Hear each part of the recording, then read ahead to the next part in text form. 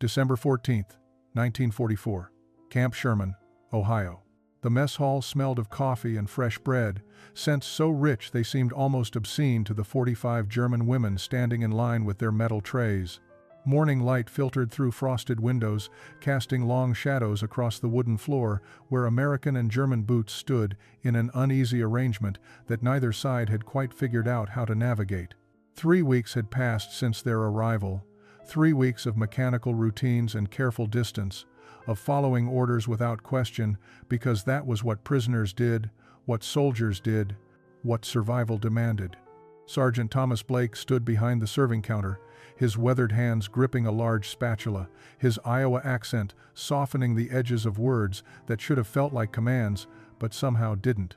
He had been watching these women since they arrived, noting the way they moved through the camp like ghosts, their faces masks of practiced neutrality. But it was the breakfast line that troubled him most.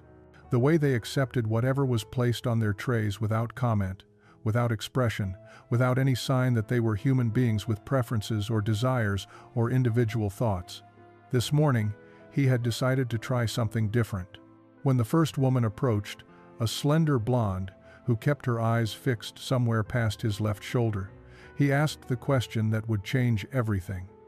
"How do you want your eggs, miss? Scrambled, fried, or boiled?" The woman froze. Her tray trembled slightly in her hands, metal rattling against metal in the sudden silence. She opened her mouth, closed it again, and her blue eyes widened with something that looked uncomfortably close to panic. Behind her, the line of women stopped moving, a ripple of tension spreading backward through their ranks like a stone dropped into still water. Sergeant Blake tried again, gentler this time, gesturing to the eggs waiting in their various preparations. "It's okay. Just tell me which kind you'd like." The woman's lips moved soundlessly. She swallowed hard, her knuckles white where they gripped the tray. Seconds stretched into an eternity of discomfort, while 44 other women watched and waited, their own faces reflecting the same inexplicable confusion, the same inability to perform what should have been the simplest of human actions. Private Daniel Murphy, standing nearby with a pot of coffee, exchanged a glance with the sergeant. The young man from Boston had seen a lot in his 21 years, including the aftermath of combat and the hollow eyes of displaced persons, but he had never seen anything quite like this. These were educated women, military personnel who had operated radios and managed supplies and kept records. Yet here they stood, paralyzed by a question about breakfast. Lieutenant Sarah Montgomery observed from her position near the door, her notebook forgotten in her hand. Something was happening here, something that spoke to depths of experience she hadn't anticipated. The women weren't refusing to answer out of defiance or stubbornness. They genuinely didn't know how to respond. They had forgotten, or perhaps never learned, how to want something for themselves. Late November 1944 had brought the first heavy snow to Ohio when the transport trucks rolled through the gates of Camp Sherman. The women emerged into the gray afternoon cold, their thin auxiliary uniforms inadequate against the American winter. They had traveled for 3 days from the processing center in New York. 3 days of silence, broken only by the rumble of engines and the occasional muttered prayer in German. Frida Braun was among the first to step down from the truck bed, her boots crunching on fresh snow. At 24, she had spent 2 years as a communications specialist, intercepting Allied transmissions and encoding messages for Wehrmacht units across France. She carried herself with the rigid posture of military training, but her hands shook as she clutched a small canvas bag containing everything she still owned in the world. A single photograph of her parents in Dresden, a broken watch that had belonged to her brother, and a letter she had started writing 3 months ago but could never figure out how to finish. Behind her came Annalise Weber, barely 19, her round face still holding traces of the childhood she had left behind when she volunteered for auxiliary kitchen service in Cologne. She had believed the propaganda about defending the fatherland, about serving with honor and pride. Now she stood in enemy territory, wondering if her mother had received any of the letters she had sent before capture, wondering if her mother was even alive to receive them. Marguerite Vogel descended last, moving with the deliberate care of someone who had learned to conserve every ounce of energy. At 28, she was among the eldest of the prisoners, a supply officer from Stuttgart who had managed inventory and logistics for a field hospital. She had seen things in those final months of retreat that had hollowed out something essential inside her. The chaos, the wounded boys who looked like children, the steady collapse of everything she had been taught to believe was permanent and true. Lieutenant Sarah Montgomery stood waiting as the women assembled in formation. She was 29 years old, a graduate of Vassar College who had joined the Women's Army Corps with ideas about service and duty that were being tested in ways she had never imagined. Overseeing female enemy prisoners was not a role the Army had prepared anyone for. There were no manuals, no procedures, no clear guidelines for how to treat women who were simultaneously soldiers and civilians, enemies and victims. The processing took 2 hours. Names recorded, possessions inventoried, medical examinations conducted with clinical efficiency. The women answered questions in halting English or through translators, their voices flat and mechanical. They were assigned barracks numbers, given new uniforms to replace their German ones, and issued blankets that smelled of military-issue detergent. By nightfall, they were locked behind wire fences that separated them from the main camp, where thousands of male German prisoners were housed in their own separate compounds. That first night, huddled in their bunks, the women barely spoke. They had learned through hard experience that silence was safer than conversation, that showing no emotion was better than showing the wrong emotion. They had learned to be invisible. The women had not always been silent. Frida Braun remembered a time when she had opinions about everything, when she would argue with her university classmates about literature and politics and the proper way to brew coffee. That girl felt like someone from another lifetime, someone foolish and naive who had not yet learned what happened when you spoke your mind to the wrong person at the wrong time. The transformation had begun slowly during her training for the Women's Auxiliary Corps in 1942. The instructors had been clear about expectations. Individual preferences were weakness. Personal desires were selfishness. The needs of the Reich came before everything, and a good German woman understood that her role was to serve without question, to obey without hesitation, to become a perfectly functioning component in a vast machine that had no use for thoughts or feelings or choices. Anneliese had learned the lesson differently. In the auxiliary kitchens, showing preference for certain foods or expressing distaste for others was grounds for punishment. When you served 500 men their daily rations, you ate whatever scraps remained, and you were grateful for them. She had watched girls sent to harsher assignments for the crime of asking if there might be bread instead of potatoes, for wondering aloud if the soup could have more salt. You learned quickly to accept whatever was given, to need whatever was provided, to want nothing that was not offered. Marguerite's education in silence had come through witnessing consequences.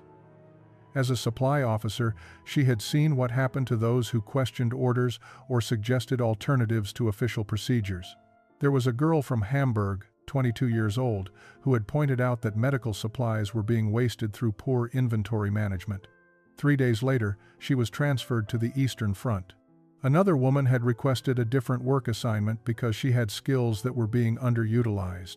She disappeared entirely, and no one dared ask where she had gone. The lesson was unmistakable. Your preferences did not matter. Your comfort did not matter. Your individual humanity was an inconvenience to be suppressed for the greater good. You learned to stop wanting things, because wanting led to disappointment, and disappointment led to questions, and questions led to places no one wanted to go. Even capture had not restored their ability to choose. In the French village where they were taken prisoner, British soldiers had separated them from male Wehrmacht personnel, processed them efficiently, and transported them to holding facilities where the rules were different, but the underlying principle remained the same. You did what you were told. You went where you were directed. You accepted what was given. The only difference was that now their captors spoke English instead of German. By the time they arrived at Camp Sherman, the women had become experts at erasing themselves. They could stand in formation for hours without fidgeting. They could eat food they hated without showing displeasure. They could follow orders they did not understand without asking for clarification. They had learned the most essential survival skill of all: how to stop being a person with needs and become instead a body that simply existed. Frida's earliest memory of hunger dated back to 1943, when rationing in Germany had moved from inconvenient to desperate.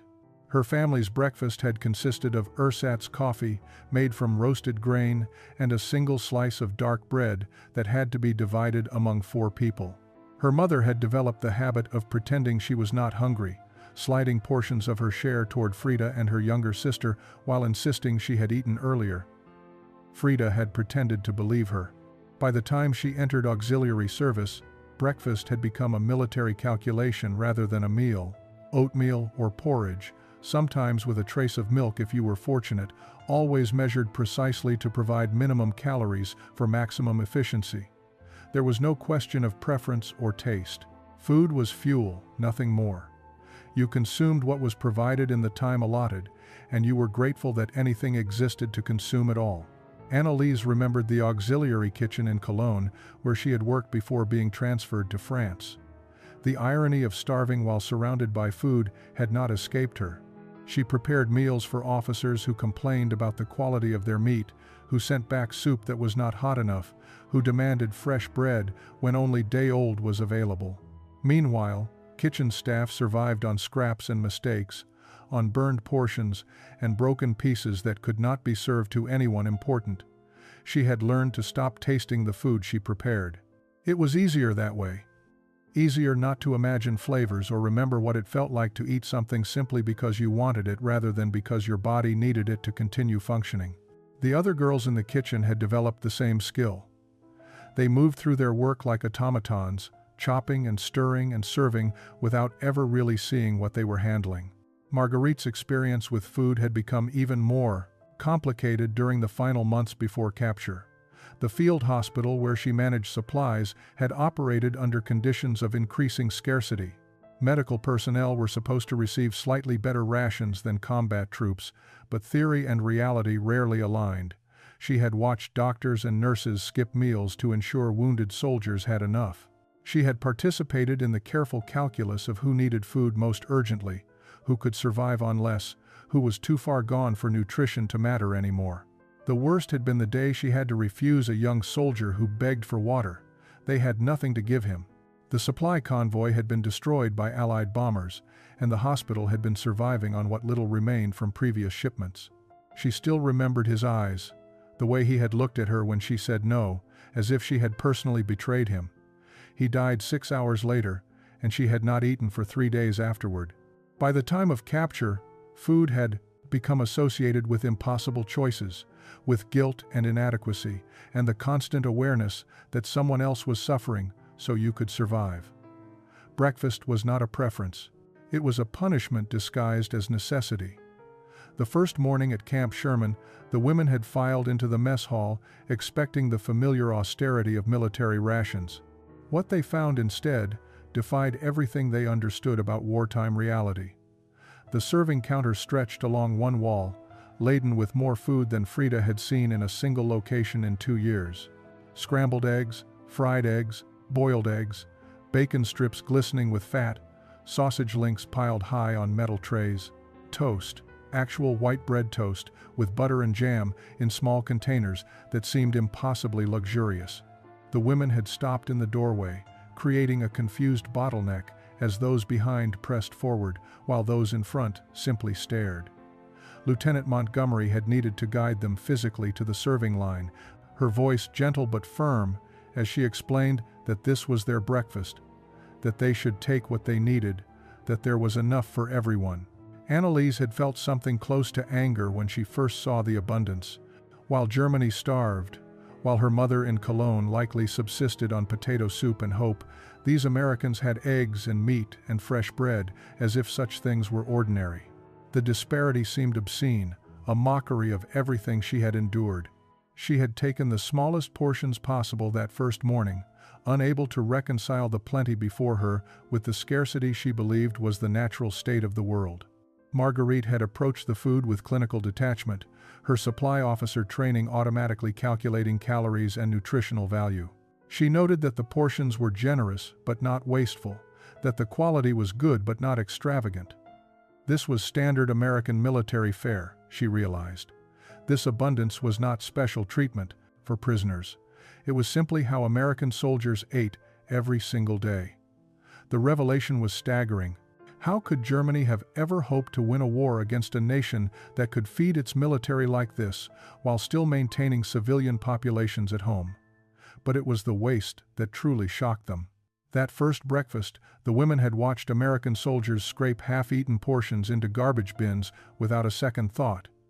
Perfectly good bacon discarded because someone decided they were full. Toast with one bite missing thrown away. Eggs barely touched. Frida had seen one soldier dump an entire tray of food, and she had felt physically ill at the casual destruction of what would have fed her family for days. Private Murphy had noticed their distress. He had tried to explain that there was always more, that they did not need to clean their plates if they were full, that tomorrow would bring the same abundance. But his reassurances only deepened their confusion. The concept of having enough, of having more than enough, of being able to refuse food without consequence seemed as foreign as the English language they were slowly learning to understand. They came from a world of scarcity, and America was teaching them that another world existed. One where breakfast was not a calculation of survival, but simply the beginning of a day. Sergeant Thomas Blake had not expected to spend the war cooking eggs for German prisoners. The 35-year-old from Iowa had enlisted imagining he would serve on the front lines, that his contribution to victory would involve something more dramatic than managing a mess hall in rural Ohio. Instead, he found himself responsible for feeding thousands of prisoners of war, a task that turned out to be far more complicated than he had anticipated. He had grown up on a farm where breakfast was the most important meal of the day, where his mother believed you could tell everything about a person's character by how they approached their morning food. She had always asked her children how they wanted their eggs, treating their preferences as worthy of respect and attention. It was a small thing, but to young Thomas, it had meant everything. It meant his mother saw him as an individual, not just another mouth to feed. That philosophy had followed him into military service. Even in the regimented world of the Army, he believed that small gestures of dignity mattered. He learned the names of the men in his unit, remembered who liked their coffee black and who preferred extra sugar, noticed who was struggling and might need an extra helping or a quiet word of encouragement. His commanding officers sometimes called him soft, but his soldiers called him decent, and Blake valued the latter assessment more. When the female German prisoners arrived, he had expected them to be like the male prisoners he had encountered, some defiant, some defeated, all of them navigating the complicated terrain of captivity with various degrees of success. But these women were different. They moved through the mess hall like shadows, their faces carefully blank, their bodies rigid with tension that never seemed to ease, even after weeks had passed. Blake had watched them take whatever was served without comment or reaction. He noticed they ate everything on their plates regardless of whether they appeared to like it, chewing mechanically and swallowing with the grim determination of people performing an unpleasant duty. They never returned for seconds, even when food remained. They never asked questions. They never expressed preferences or complaints. It bothered him in ways he could not fully articulate.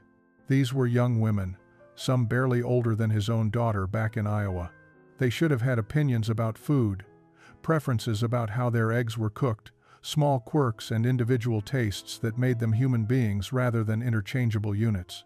The absence of such ordinary humanity troubled him more than open hostility would have. Private Murphy had mentioned it one evening while they cleaned the kitchen after dinner service.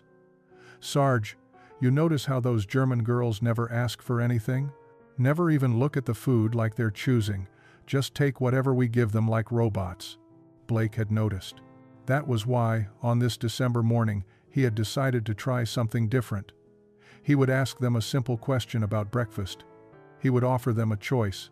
He would treat them like his mother had treated him, with the basic dignity of acknowledging their individual preferences mattered.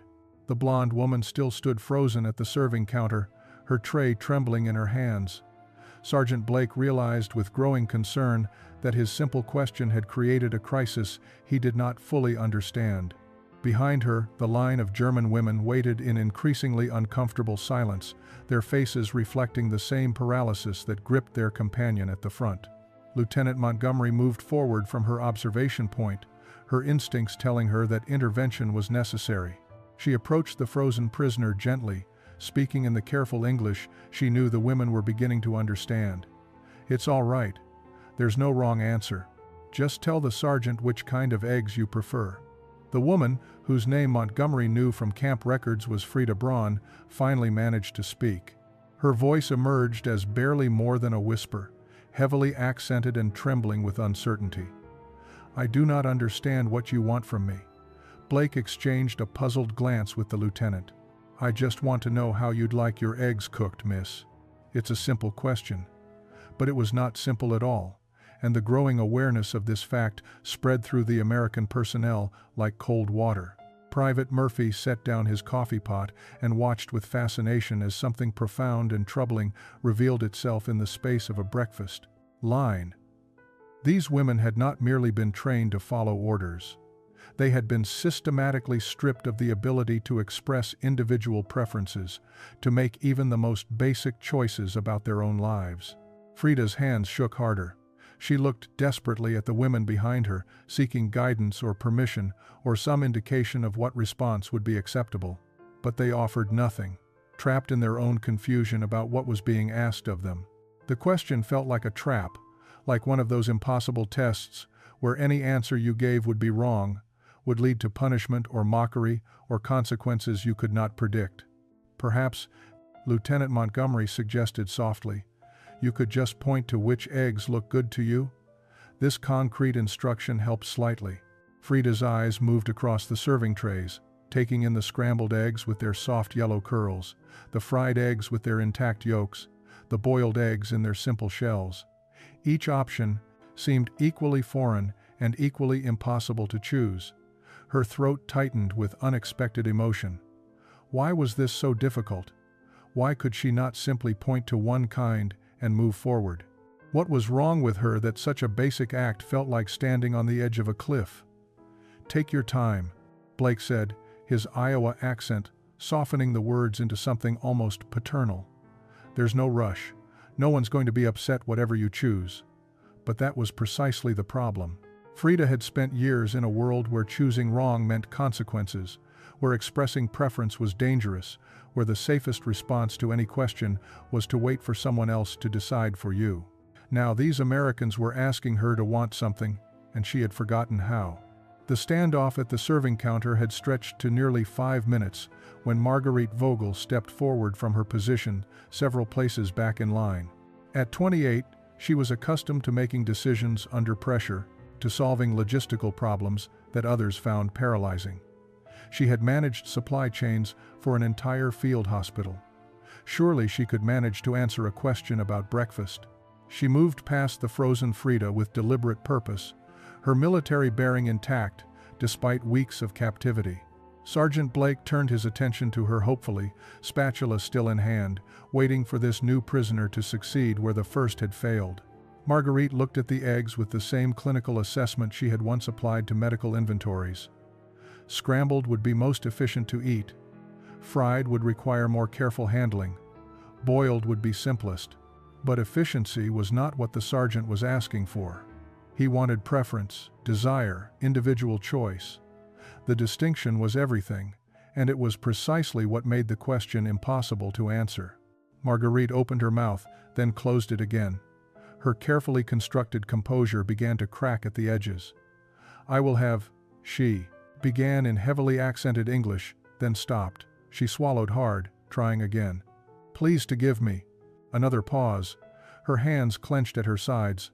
The words she needed existed somewhere in her vocabulary, but she could not locate them, could not force them past the barrier of years spent believing that what she wanted was irrelevant.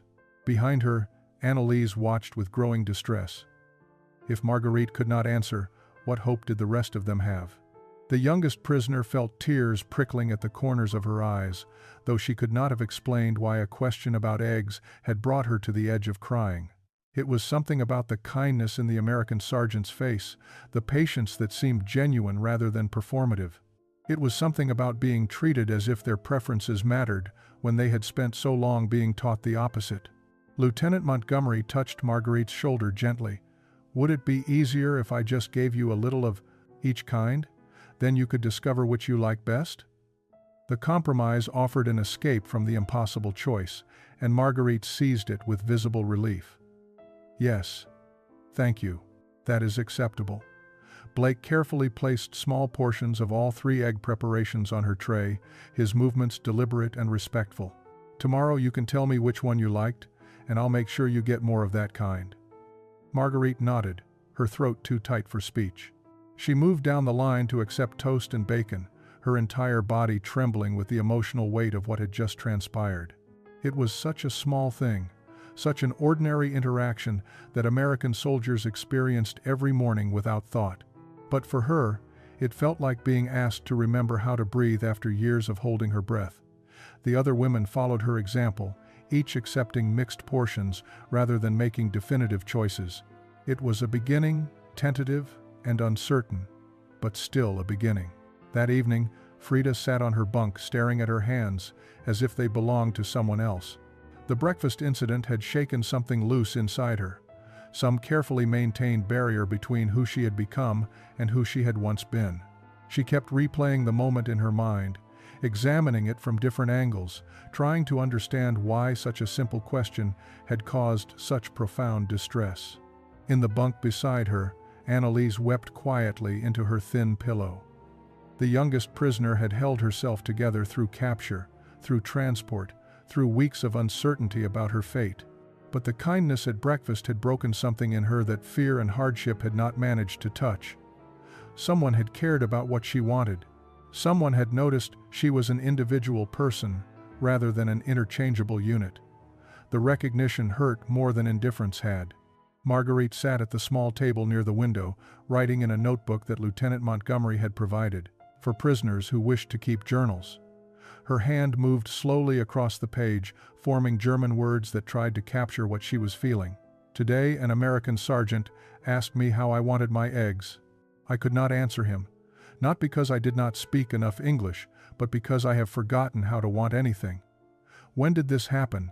When did I lose the part of myself that had preferences and desires? How do I find it again?" Across the barracks, other women were having similar reckonings. Some tried to dismiss the incident as unimportant, as Americans simply being strange in the way foreigners often were. But most could not shake the unsettling realization that they had become less than fully human somewhere along their journey, that they had traded away essential parts of themselves without even noticing the transaction taking place. One woman named Helga spoke up from her corner bunk, her voice rough with emotion. "My mother used to make me eggs every Sunday before church. She would ask me the same question. Scrambled or fried? I always chose scrambled with cheese. I had forgotten that memory until today. I had forgotten that I used to be someone who knew what she liked." Her words opened a floodgate of similar recollections. The women began sharing memories of breakfast tables and family kitchens, of mothers and grandmothers who had asked them questions about food and actually cared about their answers. They remembered being children who had opinions about everything, who had argued about preferences and insisted on having things their own way. When had those children disappeared? When had they learned to silence the voices that said what they wanted mattered? Frida finally spoke, her voice steady despite the tears on her face. "I think they took more from us than we realized. Not just our freedom or our country or our futures, they took our ability to be ourselves. And I am not sure the Americans understand what they are asking us to do by giving it back." The weight of freedom, they were discovering, was heavier than the weight of obedience had ever been. The breakfast routine continued with careful modifications over the following days. Sergeant Blake stopped asking the direct question that had caused such distress, instead simply placing mixed portions on trays while making gentle observations. "Lots of men prefer scrambled on cold mornings like this," he might say. Or, The fried eggs came out particularly nice today, if anyone's interested. He was giving them information without demanding choice, creating space for preference to emerge naturally rather than forced. Private Murphy took a different approach. The young man from Boston had always been more talkative than his sergeant, more inclined to treat every interaction as an opportunity for connection. He began sharing stories about his own breakfast experiences while serving food. My ma. She could never get scrambled eggs right. Always too dry. But her boiled eggs? Perfect every time. 3 minutes exactly, she'd set a timer. The women listened to these casual revelations with fascination. They were learning that Americans talked about food differently, that meals were not just fuel or rations but carried memories and meaning and personal history. Annalise found herself drawn to Murphy's stories about his mother's cooking, recognizing something familiar in his obvious affection for home meals. One morning she surprised everyone, including herself, by speaking up. My mother also. She made good eggs with herbs, chives from our garden. Murphy's face lit up with genuine interest. Yeah? We had chives too. And my ma would put them in everything. You miss your mother's cooking? It was perhaps the most personal question any American had asked directly, and Annalise felt her throat tighten with emotion. But she nodded, unable to speak past the sudden ache of homesickness that Murphy's simple question had awakened. He seemed to understand, nodding sympathetically before moving on to serve the next prisoner without pressing for more. Lieutenant Montgomery observed these small exchanges with growing understanding. The mess hall was becoming more than a place where prisoners received rations. It was becoming a space where human connection could occur across the vast divide of war and nationality and recent enmity. She began encouraging her staff to eat their own meals at tables near the German women rather than in the separate American section, breaking down the physical barriers that reinforced psychological distance. The first time Sergeant Blake sat at a table adjacent to where Frida and several other women ate their breakfast, an uncomfortable silence fell. The women focused intensely on their food, uncertain how to navigate this unexpected proximity to their captor. But Blake simply ate his own eggs and toast, occasionally commenting on neutral topics like the weather or the quality of the coffee. He did not demand conversation, did not force interaction, simply made himself present as another human being sharing a meal. Gradually, carefully, the walls began to lower. A woman might ask Blake to pass the salt. Murphy might compliment someone on their improving English. Small exchanges, nothing profound, but each one a tiny thread being woven into something larger. They were learning to break bread together, and in doing so, they were learning to see each other as something more than enemies. By late December, the breakfast ritual had evolved into something approaching normalcy.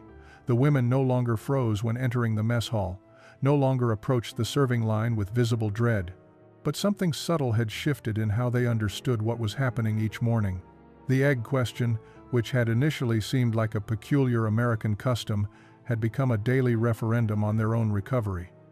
Marguerite was the first to articulate this understanding during an evening discussion in the barracks. He asks about eggs, but he is really asking if we remember how to be people again. Every morning is a test of whether we are still who we were, or if we have become only what they made us. The observation resonated deeply with the other women. They had all felt the significance of that simple question, extending far beyond breakfast preferences. It touched something fundamental about identity and autonomy, about the difference between existing and living. Under Nazi ideology, they had been taught that individual desires were selfish, that true service meant complete submission of self to state. The egg question challenged that entire framework. Frida had begun conducting her own private experiment. Each night before sleep, she would decide which type of egg she would request the next morning. Then she would practice the English words in her mind, preparing herself to speak them aloud without hesitation. It was harder than it should have been. Even in the privacy of her own thoughts, expressing preference felt transgressive, dangerous, wrong. But each morning she pushed herself to say the words, "Scrambled, please," or "Fried, thank you." Small declarations of selfhood, that cost her more effort than most people would ever understand. Annalise had taken a different path. She had begun helping in the kitchen, volunteering to assist with meal preparation under Private Murphy's supervision. Working with food, rather than simply receiving it, gave her a sense of agency she had not experienced in years. Murphy taught her how Americans seasoned their scrambled eggs, how they judged when fried eggs were done, the proper timing for soft-boiled versus hard-boiled. These practical skills felt like reclaiming knowledge that had been taken from her, like rebuilding competence, one small lesson at a time. One morning, Murphy let her cook eggs for the other prisoners. Annalise stood at the stove with a spatula in her hand, asking her fellow captives the same question that had once paralyzed them all. "How would you like your eggs?" Her voice was gentle, understanding the weight of what she was asking. And when women answered her, some hesitantly and some with growing confidence, she prepared their breakfast exactly as requested. She was not just cooking eggs, she was participating in their collective healing. Lieutenant Montgomery documented these developments in her reports to command, trying to explain that something significant was occurring in her camp that had nothing to do with security protocols or repatriation procedures. She was witnessing human beings learning to want again, to choose again, to exist as individuals rather than as interchangeable components of a failed ideology. The eggs had become symbols of everything that mattered. Not all the women embraced the transformation happening around them. A small group led by Ursula Kraus, a former administrative officer from Berlin, viewed the American kindness with deep suspicion. They sat together at meals, speaking only in German, maintaining the rigid military bearing that had served them during their service to the Reich. When Sergeant Blake asked about egg preferences, Ursula always responded with the same clipped phrase, "Whatever you choose is acceptable." Her resistance was not born of stubbornness alone, but of genuine fear about what accepting American kindness might mean. If they acknowledged that their captors were decent people, if they admitted that this treatment was better than what they had experienced in their own military, what did that say about everything they had believed? What did it reveal about the system they had served? Ursula had lost too much to the war to now accept that it had all been for nothing, that they had been on the wrong side all along. She confronted Marguerite one evening after watching her laugh at something Private Murphy had said during dinner service.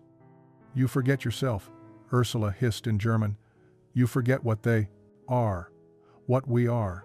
This friendliness is manipulation. They want us to betray our country, to become their propaganda tools." Marguerite met her gaze steadily. "Our country betrayed us first. Or did you not read the newspapers about what they found in those camps? About what was done in our names while we followed orders and asked no questions?" The reference to the concentration camp revelations that had reached even Camp Sherman struck deep. Ursula's face flushed with anger and something that looked like shame. "We did not know. We were soldiers following orders. We cannot be held responsible for things we did not know about, but now we do know." Frida interjected quietly. She had been listening from her nearby bunk, and the conversation pulled her into participation. "Now we know, and we have to decide what kind of people we want to be with that knowledge. I choose to believe that accepting kindness does not make me a traitor. It makes me human." The philosophical divide in the parents' barracks reflected a larger struggle happening across Germany itself, though the imprisoned women did not yet know the full extent of their homeland's reckoning with its recent past. Some would spend the rest of their lives denying or minimizing. Others would shoulder the burden of collective guilt and work toward redemption. The breakfast line at Camp Sherman had become a microcosm of that choice. Annalise found herself caught between these competing visions. She understood Ursula's fear because she felt it herself. Every time she laughed with Murphy or accepted Blake's kindness, she worried she was betraying her mother, her country, her own identity. But she also could not deny that she felt more human here in captivity than she had felt in the final year of her auxiliary service. The Americans treated her with dignity that her own officers had rarely shown. That truth was uncomfortable but undeniable, and it demanded a response she was still learning how to formulate. January 1945 brought the first letters from Germany to reach the women at Camp Sherman. The International Red Cross had been working to establish communication between prisoners and their families, and the results arrived in a single, overwhelming delivery that changed everything. Lieutenant Montgomery distributed the envelopes during evening assembly, calling out names while women waited with expressions ranging from desperate hope to paralyzing dread. Frida received 2 letters. The first was from a neighbor in Dresden, written in shaking handwriting that conveyed terrible news even before she read the words. Her family's apartment building had been destroyed in a bombing raid in October. Her parents had been killed instantly. Her younger sister was missing, presumed dead among the thousands of casualties that overwhelmed the city's ability to maintain accurate records. Frida read the letter 3 times, her face completely blank, before carefully folding it and walking outside into the January cold without her coat. Marguerite found her an hour later, sitting in the snow behind the barracks, staring at nothing. She sat down beside her without speaking, offering only presents. Finally, Frida spoke, her voice hollow. "I kept thinking I would go home after the war and everything would be complicated but possible. Now there is no home, no family, no reason to return at all." Marguerite had her own letter clutched in her hand, still unopened. She was afraid to read it, afraid of what news it might contain. But Frida's grief gave her courage, and she tore the envelope open with trembling fingers. Her news was different, but equally devastating. Her family had survived, but Stuttgart was in ruins, and they were living in a displaced persons camp with no home, no possessions, and no prospects. Her mother's letter begged her to find some way to stay in America, to not return to Germany where there was nothing but rubble and starvation and hopelessness. Not all, the letters brought tragedy. Anneliese received word that her mother was alive and working in a hospital in Cologne, which had been occupied by British forces. But even this good news came with complications. Her mother wrote about food shortages so severe that people were eating grass and tree bark. She described a country where the social order had completely collapsed, where former party members were being arrested and anyone associated with the regime faced uncertain futures. She closed with words that broke Anneliese's heart. "Stay where you are as long as you can. There is nothing good waiting here." The letters transformed the camp's atmosphere overnight. The abstract question of repatriation became urgently concrete. Many women learned they had nowhere to return to, no families waiting, no homes still standing. Others discovered that their families actively wanted them to remain in American custody rather than face the chaos of occupied Germany. The theoretical future had become terrifyingly real, and none of them were prepared for the choices they would soon need to make. That night at dinner, even Ursula accepted scrambled eggs without argument when Sergeant Blake asked her preference. Some forms of resistance no longer seemed important. May 8, 1945, brought news that the war in Europe was officially over. Germany had surrendered unconditionally, and celebrations erupted across Camp Sherman, among American personnel and German prisoners alike, though the emotions behind those celebrations differed dramatically. For the Americans, it meant victory and the hope of going home. For the German women, it meant the end of everything they had once believed in and the beginning of an uncertain future. Lieutenant Montgomery received orders in late May regarding repatriation procedures. The women would be processed for return to Germany throughout June, with transport ships departing from New York Harbor in waves as space became available. She delivered this news during a morning assembly, her voice professional but not unkind. The women received the information in silence, their faces revealing nothing of the turmoil beneath. Sergeant Blake decided that their final breakfast at Camp Sherman should be something special. He requisitioned extra supplies and spent the evening before preparing a meal that exceeded standard mess hall offerings. Fresh fruit that had been rare all winter, real butter instead of margarine, bacon cooked to crispy perfection, and eggs prepared with care rather than efficiency.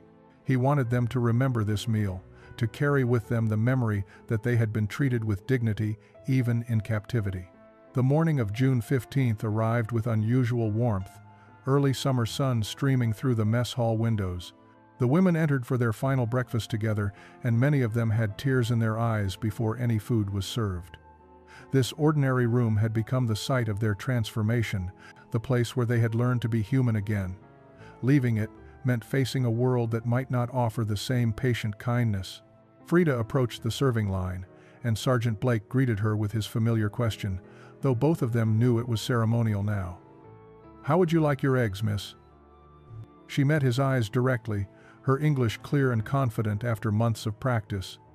"Scrambled, please, with cheese if you have it. And thank you, Sergeant Blake, for everything you taught us here." Blake's weathered face softened with emotion. "You taught us a few things too, Miss Braun, about courage and resilience, about what it means to keep your humanity in impossible circumstances." One by one, the women moved through the line, each stating their preference clearly and receiving eggs prepared exactly as requested.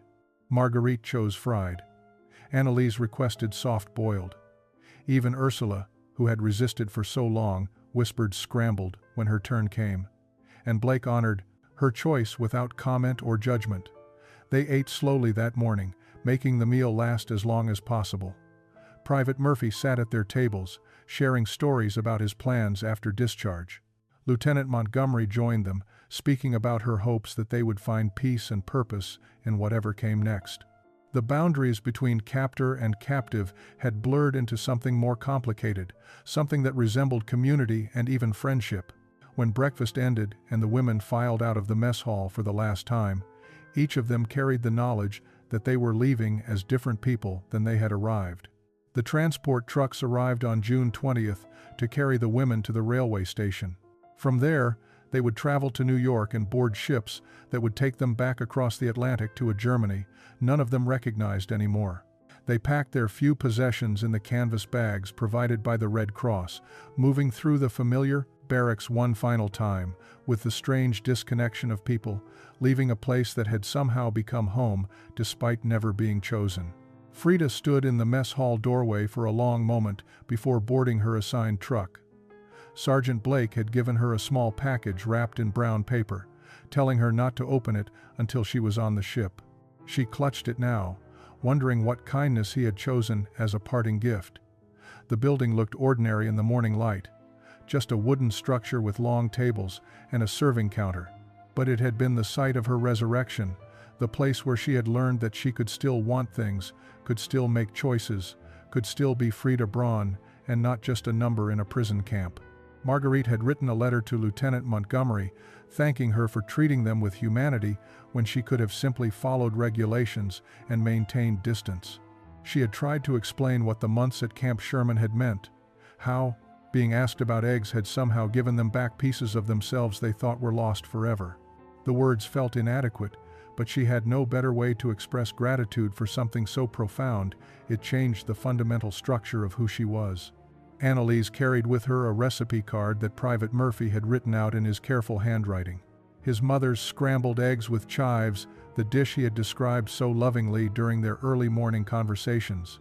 He had told her that, when she reached wherever she was going, when she found a kitchen and fresh eggs and a moment of peace, she should make this breakfast and remember that enemies can become friends, that kindness can cross any divide if people are brave enough to offer and receive it. Even Ursula, who had resisted transformation until the very end, found herself quietly emotional as the trucks prepared to depart. She had spent months convincing herself that accepting American kindness would make her weak or traitorous. Now, facing the reality of return to a devastated homeland, she recognized that the Americans had given her something Germany never had, the right to be an individual rather than a component of a machine. She would carry that knowledge back with her, uncertain what she would do with it, but knowing she could not unknow what she had learned. Lieutenant Montgomery stood at attention as the trucks rolled through the camp gates, offering a final salute to women who had been her prisoners but had become something more complicated. Sergeant Blake and Private Murphy stood beside her, watching the convoy disappear down the rural Ohio road. The mess hall would serve other prisoners now, other soldiers, but none of them would quite understand what had happened there during those winter and spring months when eggs had meant everything. 20 years later, in 1965, Margaret Vogel sat in a cafe in Stuttgart, drinking coffee and eating breakfast eggs, scrambled exactly the way she preferred them. The city around her had been rebuilt, rising from rubble through the same economic miracle that had transformed all of West Germany. She was 58 years old now, a grandmother, a respected teacher of English at the local gymnasium. Her students knew she had been a prisoner of war in America, but they did not fully understand what that experience had meant. She had maintained correspondence with Lieutenant Montgomery over the years, letters crossing the Atlantic to share news of marriages and children and the ordinary progress of peaceful lives. Montgomery had left military service in 1947 and become a social worker in Boston, her wartime experience with German prisoners shaping her understanding of trauma and recovery. In her last letter, she had mentioned that Sergeant Blake had passed away peacefully in his sleep on his Iowa farm, surrounded by family who never quite grasped why he spoke so often about a group of German women, and the morning he asked them about eggs. Frida had never returned to Germany. She had married an American soldier she met during occupation duty when he was stationed in France. They lived in Chicago now, where she worked as a translator and raised 3 children who spoke both German and English fluently. She had opened Sergeant Blake's package on the ship and found a small notebook with a message written inside. For recording your preferences, your thoughts, your individual self, never forget that what you want matters. She still used that notebook, now worn and filled with decades of observations and dreams. Annalise had returned to Cologne and found her mother alive but changed, aged beyond her years by hardship and loss. She had used Murphy's recipe to make scrambled eggs with chives on her first morning home, and her mother had wept at the gesture, understanding without explanation that her daughter had found kindness somewhere in captivity. Annalise became a chef, opening a small restaurant that served both German and American dishes, creating space where former enemies could share meals and discover their common humanity. The story of the women who could not choose how they wanted their eggs became a small footnote in the larger history of World War II prisoner of war camps. Most historians missed its significance, focusing on repatriation numbers and logistical details rather than the profound psychological transformation that occurred in an Ohio mess hall. But for the women who lived it, and for the Americans who witnessed it, the memory remained vivid and essential. Marguerite finished her breakfast and left money on the table, including a generous tip. She thought about Sergeant Blake as she often did when eating eggs, wondered if he had understood the gift he had given them. He had asked a simple question and waited patiently for an answer. In doing so, he had taught them that they were still people worth asking, still individuals whose preferences mattered. Still women who could choose scrambled or fried or boiled and have that choice honored. It was everything.